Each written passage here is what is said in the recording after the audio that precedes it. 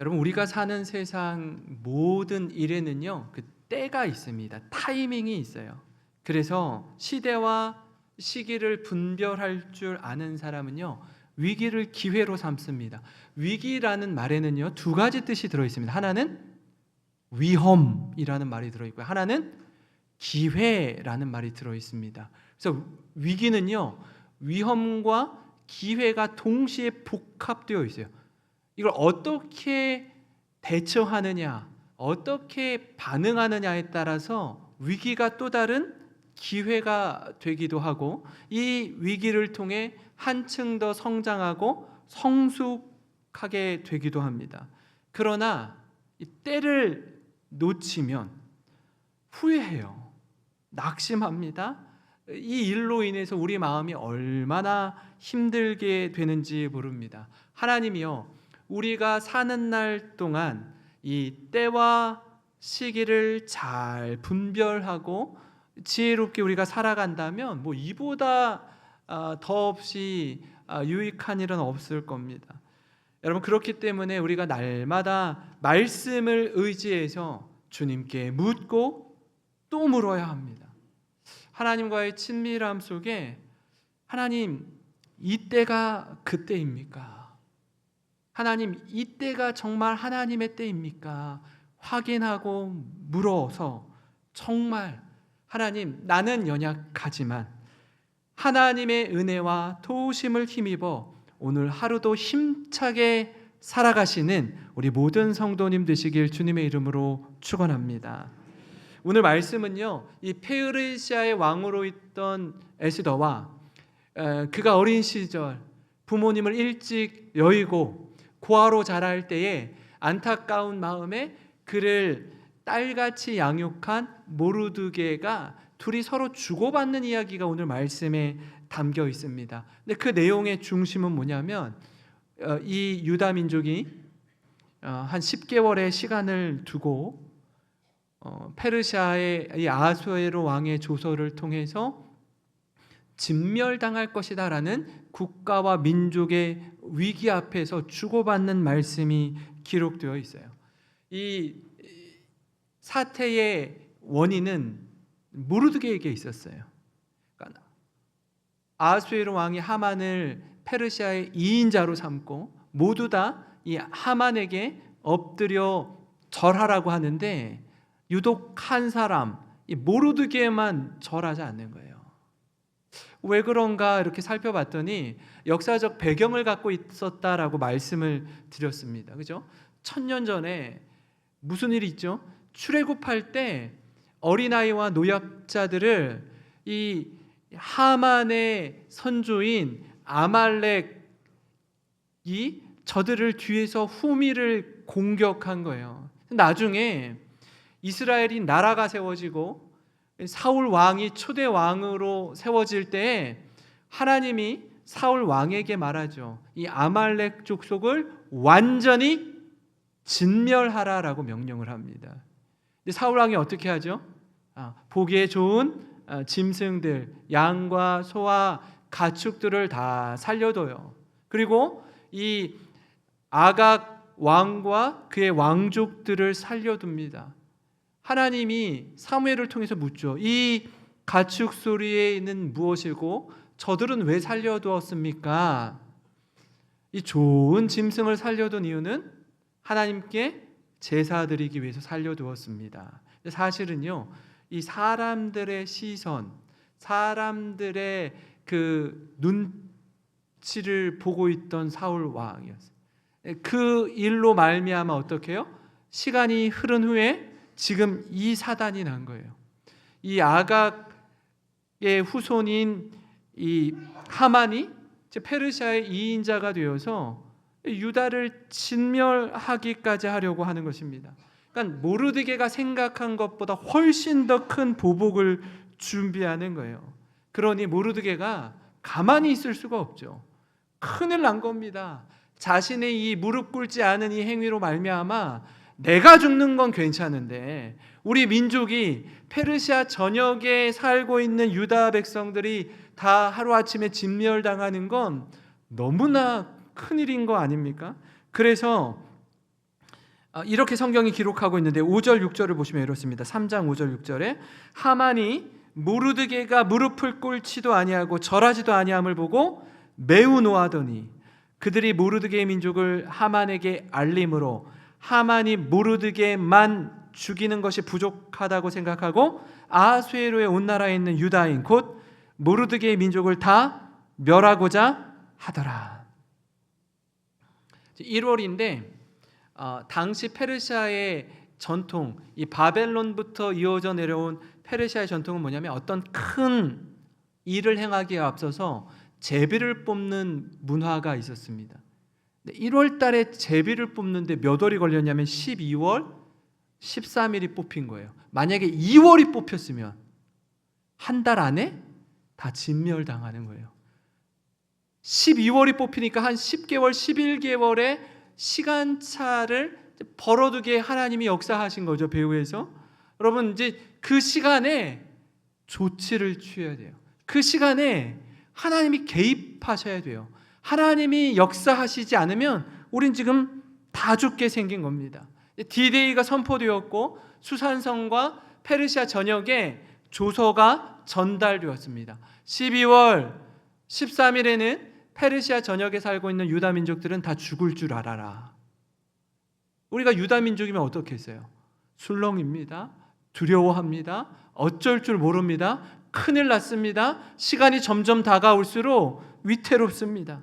그러자 모르드게가 성문 앞에 앉아서 대성 통곡하는 거예요. 사랑하는 성도 여러분, 기도는요, 기도밖에 할 수 없을 때 하는 기도가 진짜 기도입니다. 하나님밖에 없는 사람이 주님께 기도할 때 점잖게 기도할 수가 없어요. 눈에서 피눈물이 쏟아지도록 처절하게 간구합니다. 사실 오늘날 우리 그리스도인들에게 이런 절박함이 없어졌습니다. 아쉬운 게 별로 없어요. 간절함을 잃어버렸습니다. 각기 나름 믿는 구석이 있는 거예요. 사랑하는 성도 여러분, 절박함을 가지고 기도하시기를 바랍니다. 바로 그때에 하늘의 은혜를 맛보게 될 줄 믿습니다. 시편 50편 15절 말씀을 우리 한 목소리로 함께 한번 읽겠습니다. 시작. 환난 날에 나를 부르라. 내가 너를 건지리니 내가 나를 영화롭게 하리로다. 아멘. 혹시 이 자리에 계신 우리 성도님들 가운데 환난 중에 계신 성도님들 계십니까? 그렇다면 하나님께 부르짖어 기도하시기를 바랍니다. 우리를 건지시는 하나님, 우리를 새롭게 하시는 하나님, 우리를 통해 영광 받으시는 하나님께서 우리를 구원하실 줄 믿습니다. 오늘 이 절체절명에 놓인 모르드게와 에스더의 대화를 통해서 시대적인 위기에 맞닥뜨릴 때, 아니면 여러분의 가정이나 직장이나 학교나 관계의 위기에 처했을 때에 어떻게 돌파하고 극복해야 되는지 에스더와 모르드게의 이야기를 통해 함께 도전받는 은혜의 시간이 되기를 소망합니다. 이 민족의 위기를 극복하는 과정, 그 첫 번째는 뭐냐면요, 모르드게가 에스더에게 이렇게 말합니다. 왕에게 나아가라. 왕에게 나아가라, 이렇게 말해요. 이 일은요, 하만을 통해 기록된 왕의 조서로 시작되었습니다. 하만이요, 페르시아 2인자가 괜히 된 게 아니에요. 엄청난 재력을 가지고 있습니다. 정치적인 수완이 아주 뛰어납니다. 아하수에로 왕을 통해서 자기가 복수하려고 하는 그 꿈을 이루어가는 과정 가운데 있습니다. 여러분, 이 일을 해결할 수 있는 사람은 페르시아의 아하수에로 왕밖에 없는 거예요. 에스더도 어떻게 할 수가 없습니다.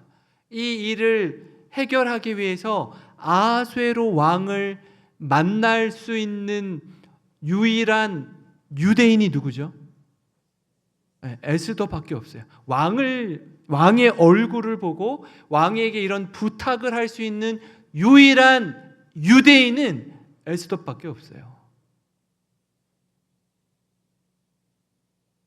모르드게가 성문 앞에 앉아서 죄를 뒤집어 쓰고 대성통곡한다라는 소리를 듣고 에스더가요, 이 왕궁을 이렇게 드나들 수가 없어요. 그러니까 중간에 자신의 메신저로서 이 네시 하닥이라는 사람이 있는데, 지금 이 얘기를 주고받는 모든 내용을 하닥이라는 네시가 모르드게에 갔다가 에스더에게 갔다가 계속 전달하는 메신저의 역할을 하는데요. 에스더 4장 7절 8절을 보면 모르드게가 왜 그러는지 모르고 있던 에스더가 이제 알게 되는데요. 모르드게가 자기가 당한 모든 일과 하만이 유다인을 멸하려고 왕의 금고에 바치기로 한 은혜의 정확한 액수를 하닥에게 말하고, 또 유다인을 진멸하라고 수산궁에서 내린 조서 초본을 하닥에게 주어 에스더에게 보여 알게 하고, 또 그에게 부탁하여 왕에게 나아가서 그 앞에서 자기 민족을 위하여 간절히 구하라 하니. 모르드게의 메시지를 하닥이 전해줘서 에스더가 이렇게 보니까 이거 에스더가 할 수 있는 건 아니에요. 아하수에로 왕이 할 수 있는데 에스더가 부탁은 할 수 있는 거예요.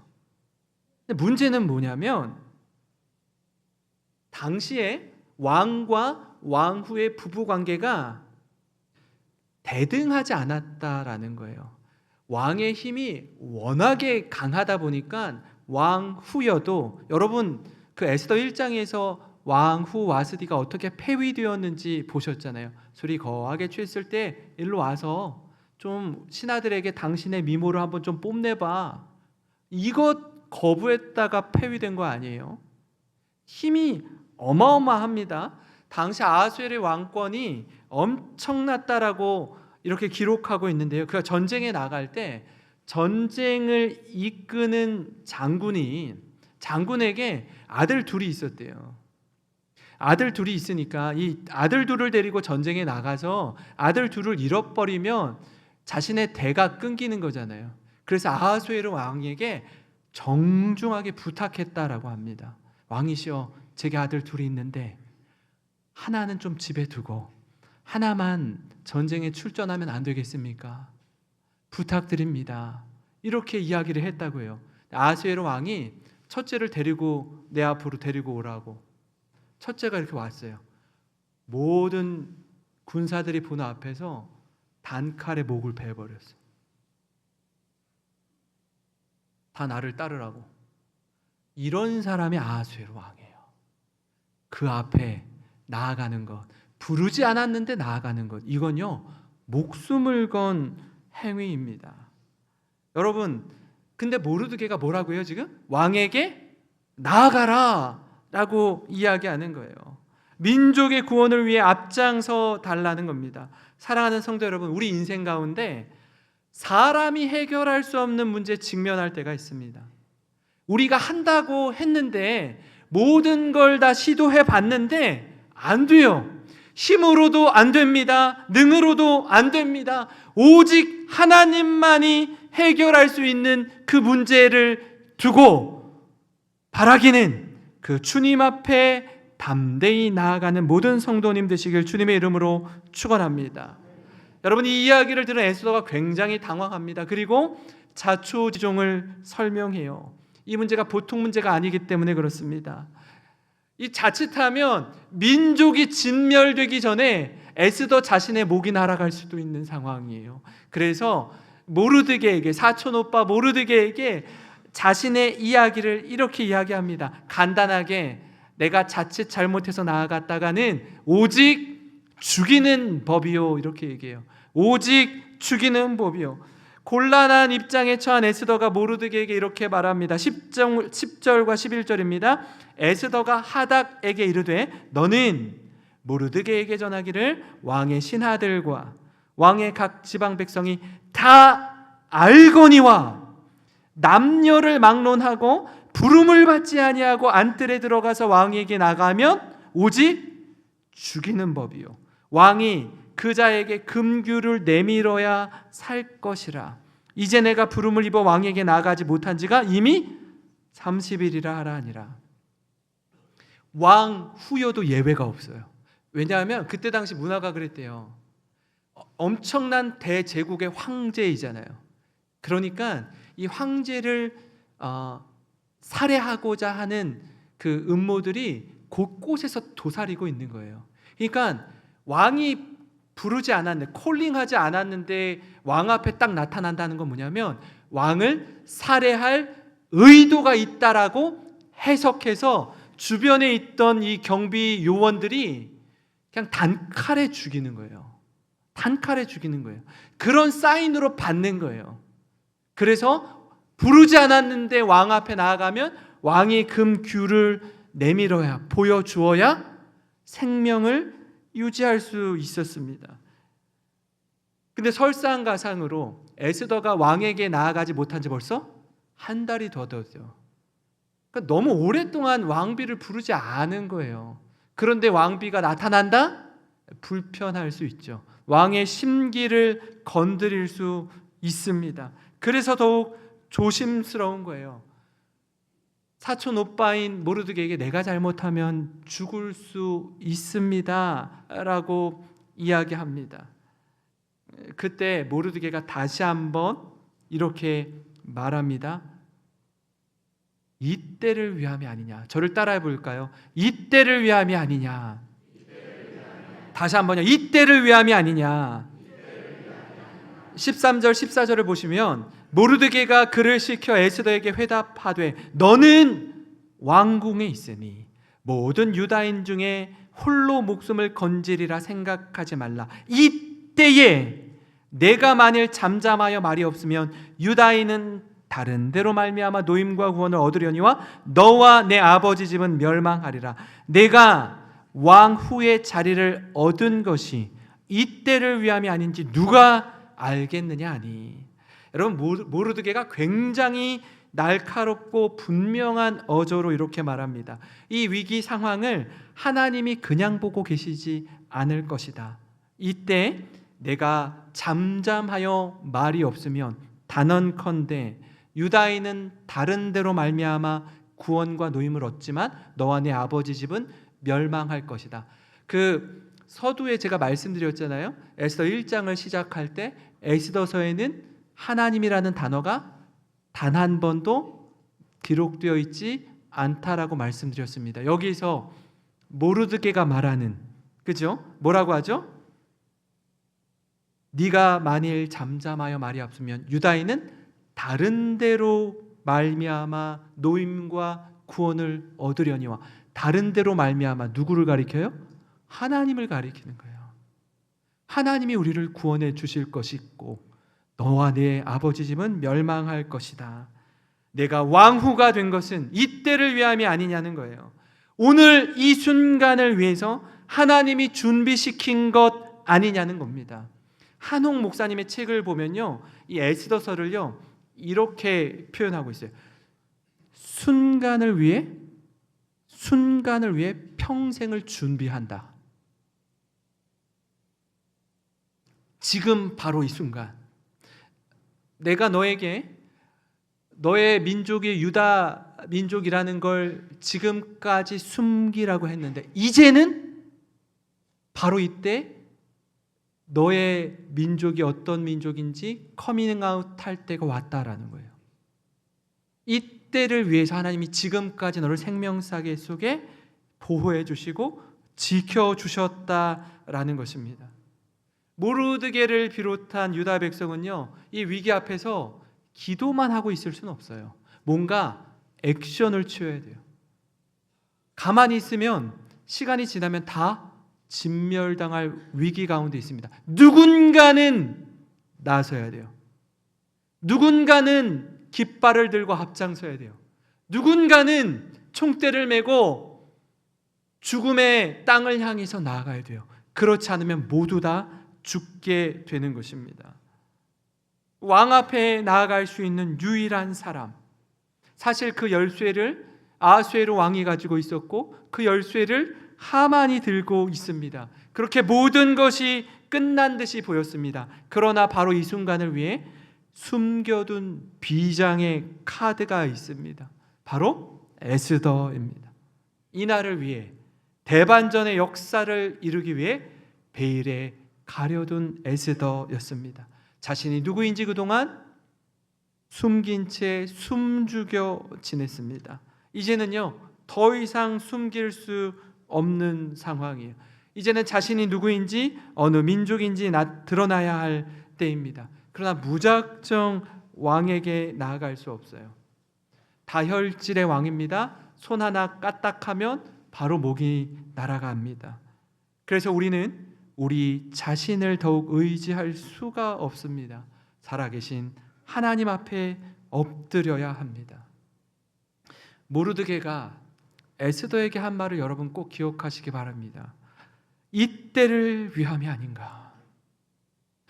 여러분이 있는 학교, 가정, 직장, 사업장, 교회, 속한 모든 공동체에서 하나님의 사람이라는 것, 내 그리스도인이라는 것을 커밍아웃 할 때가 있습니다. 해야 될 때가 있어요. 가장 결정적인 순간, 가장 중요한 순간, 더 이상 주저하지 않고 용기 있게 분연히 일어나 사명을 감당해야 할 때가 있습니다. 여러분, 그곳에서 내가 왕후의 자리를 얻은 것이 바로 이때를 위함이 아니냐, 이 말씀을 기억하며 나라와 민족과 교회와 공동체 가운데 존귀하게 쓰임받는 모든 성도님 되시길 주님의 이름으로 축원합니다. 마지막으로 이 모르드게의 메시지를 듣고 에스더가 이렇게 결단합니다. 죽으면 죽으리라. 여러분, 이건 그저 잠깐 감정을 따라 한 고백이 아니에요. 이 고백은 하나님과 유다 민족 앞에서 오늘 이 시간 페르시아의 왕으로서 그가 할 수 있는 최선의 고백이었습니다. 이젠 목숨 걸고 유다인으로서 민족을 위해 헌신하겠다는 각오요, 도전입니다. 그리고 모르드게에게 이렇게 전해요. 나 혼자가 아닌 민족이 함께, 나 혼자가 아닌 하나님이 함께 하심을 신뢰하며 왕 앞에 나아가기로 합니다.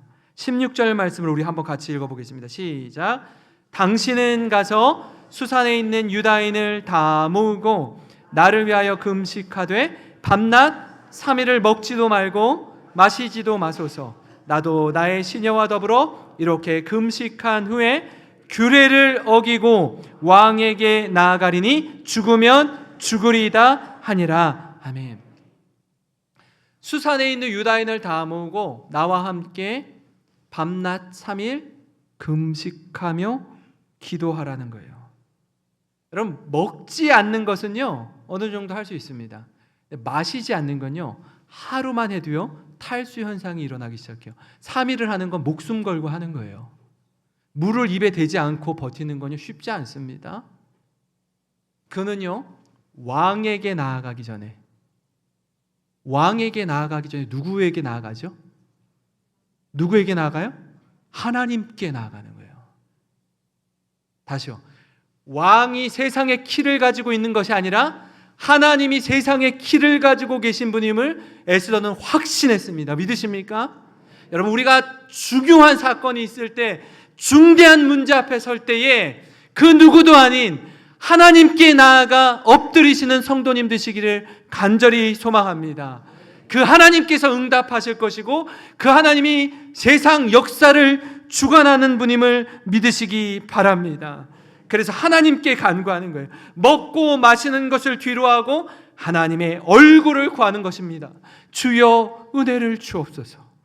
주여 은혜를 주옵소서. 주님의 강력한 은혜가 아니면 이 위기의 순간, 죽음의 순간을 면할 수가 없습니다. 죽으면 죽으리라. 에스더의 메시지를 들은 모르드게는 에스더가 부탁한 그대로 행합니다.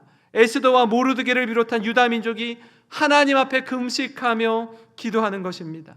사랑하는 성도 여러분, 에스더와 모르드게가 민족의 위기 앞에 어떻게 이 상황들을 극복하는지 함께 나누고 있습니다. 제가 이 말씀을 6월 달부터 여러분과 함께 하고 있어요. 그렇게 한 의도가 있습니다. 6월이 무슨 달이에요? 보통 호국 보훈의 달이에요. 나라를 위해서, 민족을 위해서 자신의 한 몸을 헌신하고 희생한 사람들이 있었어요. 오늘 이 에스더와 모르드게처럼 나라와 민족을 위해 헌신한 한 사람 한 사람이 얼마나 소중한지 모릅니다. 오늘날 이 한국 교회도요, 위기 가운데 있습니다. 여러분, 과거 저희 할머니 시대 때는요, 평균 우리나라 한 가정이 부부가 결혼하고 가정을 이루어서 자녀를 낳을 때 평균 출산 수가 7점 몇 명이었어요. 7점 몇 명이었어요. 근데 저희 어머니 세대를 지나면서 지금은 몇이에요? 0.65명이에요. 10분의 1로 줄었습니다. 놀랍죠? 가난했어요. 전후 시대예요. 58년 개띠. 우리나라에서 가장 많은 출산아를 가지고 있어요. 먹을 게 없어요. 굶어 죽어요. 그런데도 자녀를 많이 낳았어요. 낳지 말라는 거예요. 힘들다고. 아들, 딸 구별 말고 둘만 낳아. 하나만 낳으라고. 이제 하나도 안 낳아요. 지금 낳으래요. 지금 낳으래요.